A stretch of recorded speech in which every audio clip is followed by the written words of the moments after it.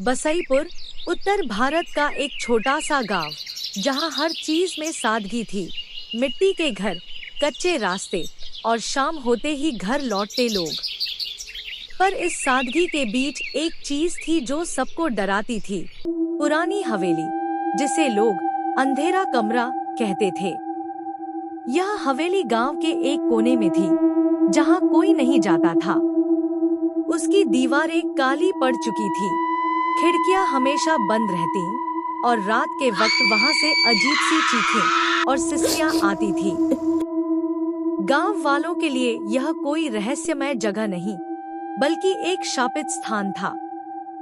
20 साल पुराना भयानक हादसा। 20 साल पहले की बात थी। एक लड़की, रागिनी, अपने माता पिता के साथ इस हवेली में रहने आई थी। रागिनी सुंदर, समझदार और हंसमुख लड़की थी। लेकिन वह कभी स्कूल नहीं गई, न किसी से खुलकर बात की। लोगों को यह अजीब लगता था, लेकिन उन्होंने ज्यादा ध्यान नहीं दिया। एक रात गांव में तेज आंधी चली, बिजली गुल थी। तभी हवेली से एक भयानक चीख सुनाई दी, इतनी डरावनी कि सबके रोंगटे खड़े हो गए। लोग दौड़कर हवेली पहुंचे, लेकिन दरवाजा अंदर से बंद था। जब दरवाजा तोड़ा गया, तो अंदर कुछ नहीं मिला, न रागिनी न उसका परिवार।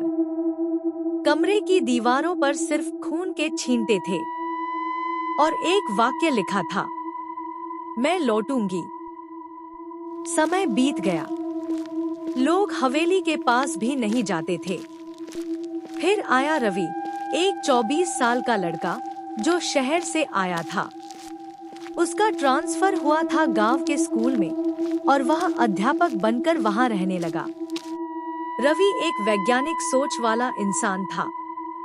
भूत प्रेत, आत्मा जैसी चीजों को वह सिर्फ मूर्खता मानता था। जब एक दिन चाय की दुकान पर गांव वालों ने अंधेरे कमरे की कहानी सुनाई, तो रवि ने हंसते हुए कहा, अगर कोई भूत होता तो अब तक मीडिया वाले शो बना लेते। मैं उस हवेली में जाऊंगा और तुम्हारे डर को खत्म कर दूंगा। गांव वालों ने उसे बहुत मना किया, लेकिन रवि नहीं माना। अगले दिन शाम को रवि ने एक बैग में टॉर्च, कैमरा और कुछ खाने पीने का सामान रखा।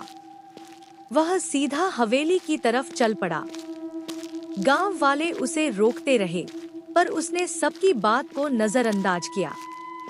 हवेली के पास पहुंचते ही हवा तेज हो गई। दीवारें जर्जर थीं, पेड़ों की टहनियां जोर जोर से हिल रही थी और चिड़ियों की आवाजें भी खामोश हो गई थी। रवि ने दरवाजा खोला। एक अजीब सी ठंडक उसके चेहरे से टकराई। कमरे में घुप अंधेरा था। जैसे ही रवि अंदर गया, उसकी टॉर्च बार बार झपकने लगी। कमरे की दीवारों पर पुराने खून के निशान थे और फर्श पर टूटी फूटी तस्वीरें पड़ी थीं। हर चीज सड़ी हुई थी, जैसे समय ने इसे छूना छोड़ दिया हो। वह आगे बढ़ा और उस कमरे तक पहुंचा, जिसे गांव वाले अंधेरा कमरा कहते थे। कमरे का दरवाजा अपने आप चर्रर की आवाज से खुल गया। रवि अंदर गया। अचानक दरवाजा जोर से बंद हो गया। उसकी टॉर्च बंद हो गई। एक पल को सब कुछ शांत हो गया। फिर रवि ने महसूस किया कि कोई उसके पीछे खड़ा है। उसने मुड़ने की कोशिश की, लेकिन उसके शरीर ने जवाब देना बंद कर दिया। तभी किसी ने धीरे से उसके कान में कहा, तुमने दरवाजा खोला है, अब तुम बाहर नहीं जा सकते। रवि का शरीर कांपने लगा। वह जोर से चिल्लाया, कौन है? सामने आओ। अचानक कमरे में हल्की नीली रोशनी फैली और सामने वही लड़की खड़ी थी, रागिनी।